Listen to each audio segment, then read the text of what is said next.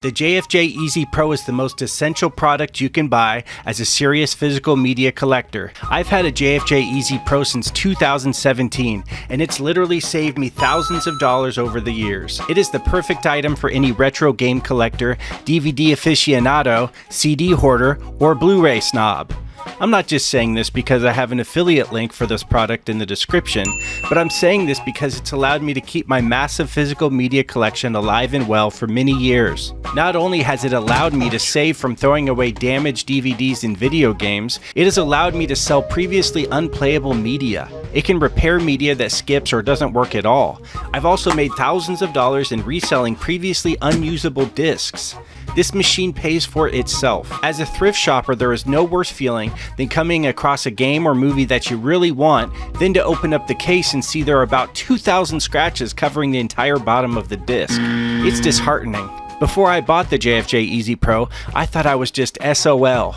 Come to find out, there is a cost-effective, easy-to-use solution. I'm not just a shill for JFJ Easy Pro, affiliate link in the description, but I truly love this product. I will break down for you how to use the JFJ Easy Pro and show you tips and tricks I've learned over the last 7 years using this product.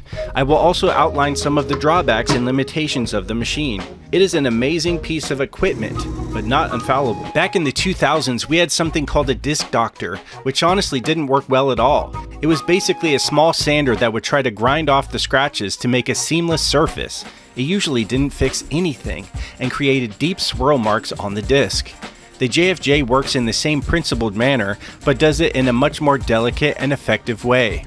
The Easy Pro is a simple machine using a motor to spin a metal rotor holding a dense foam pad spinning at hundreds of RPMs, in tandem with a fine liquid solution called polishing compound to help lubricate and assist with resurfacing the disc. It essentially lightly grinds down the clear plastic portion of the disc, eliminating the ridges and scratches. Most repairs take about 30 seconds. Deeper scratches can take up to a minute or two. I usually wait and collect my damaged media until I have a stack of about 20 or 30 discs.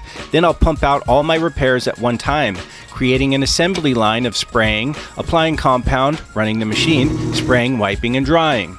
The JFJ will leave small, light surface marks that can only be seen at an angle under the right light. It will repair most scratched discs. In my personal experience, it will effectively fix 95% of visually scratched physical media. It cannot repair deep scratches or gouges. It will not fix imperfections in the DVD's manufacturing, and it won't fix burn marks from the sun or laser damage. The JFJ requires a fairly significant financial investment of around $200 to start. You will need to purchase more cleaning solution and foam pads with time. The initial kit should allow for around 200 repairs, which is around $1 per disc.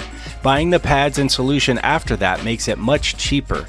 At $90 for 6 new buffing pads and 3 solutions, that should get you around 1,200 or more repairs, which is only 8 cents per disc.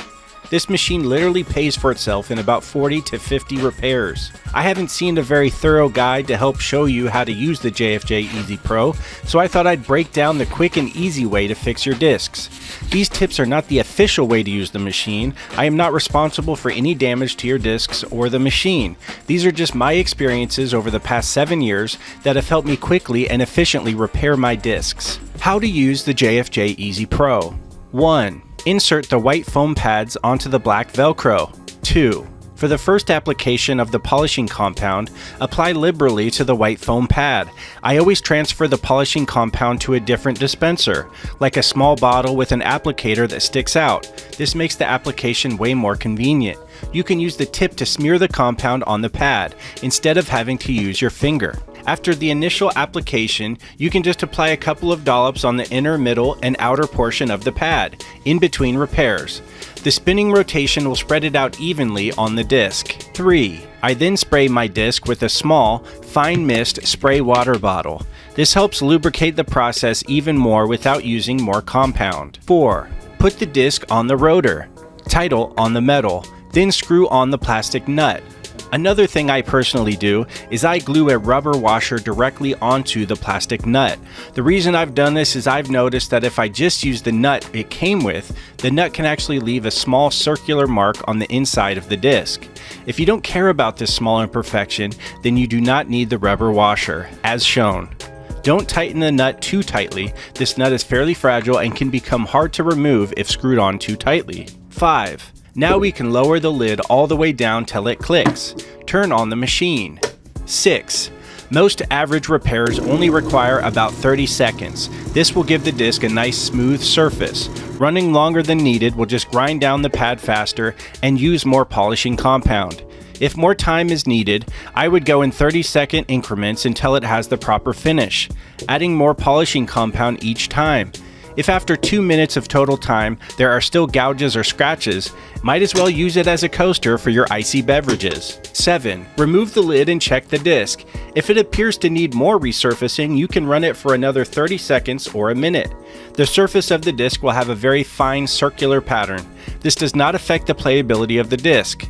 There is a blue polishing compound that supposedly makes the surface more mirror-like. You can try that if you wish, but my experience with it is it doesn't make much of a difference, and it isn't worth the extra money or steps.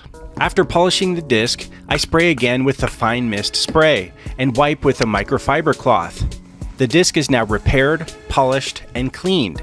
Set aside to fully dry. Then you can use the disc. Using this method, you can repair at least 40 discs per hour. The JFJ is the most cost-effective and time-efficient disc repair machine that I have found, besides paying thousands of dollars for an industrial machine. Tips and tricks. I found that after a half hour or so of running the machine, the rotor can get warm.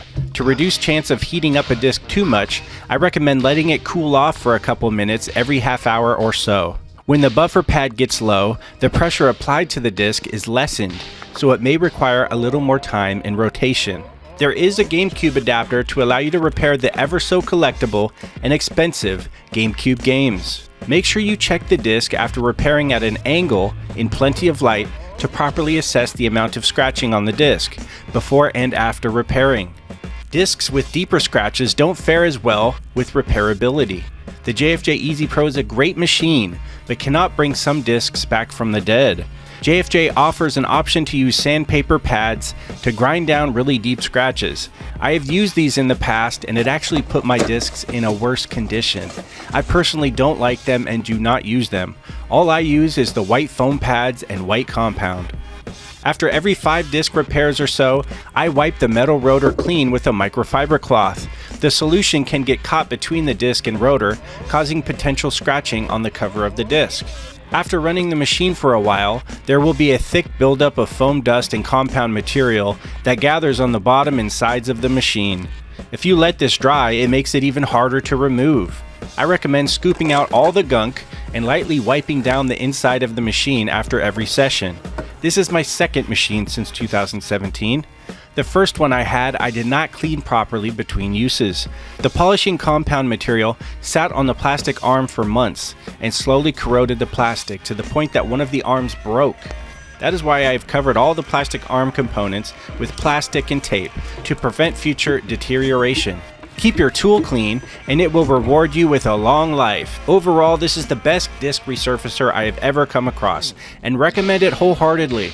The JFJ Easy Pro did not pay me to make this video, but I do have an affiliate link in the description, where if you purchase using said link, I get a small commission on the sale.